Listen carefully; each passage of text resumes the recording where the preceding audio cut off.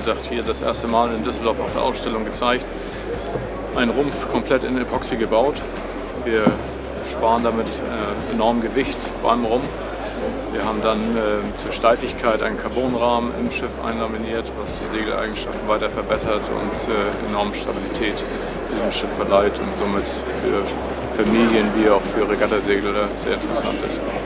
Ja, das sind eigentlich die Materialien im Bootsbau heute, Epoxy-Bauweise und auch der Carbonrahmen, Carbonwerkstoff. Früher haben wir Stahlrahmen genommen. Carbon ist heute noch steifer, noch fester als die Stahlrahmen früher waren. Und das sind halt sehr moderne Werkstoffe, die dazu verarbeitet werden. Das Gewicht stecken Sie nachher wieder in Kiel unten rein und dadurch erreichen Sie eigentlich mehr Stabilität, was das Segeln dann eigentlich für die Familie und für den Regattasegler viel einfacher macht.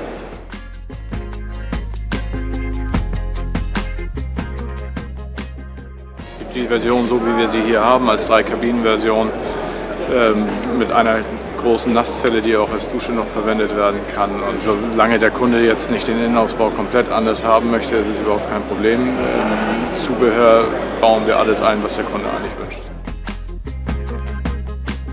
Wie gesagt, diese Segelgarderobe selber, da gucken wir eigentlich drauf, was der Eigner nachher will.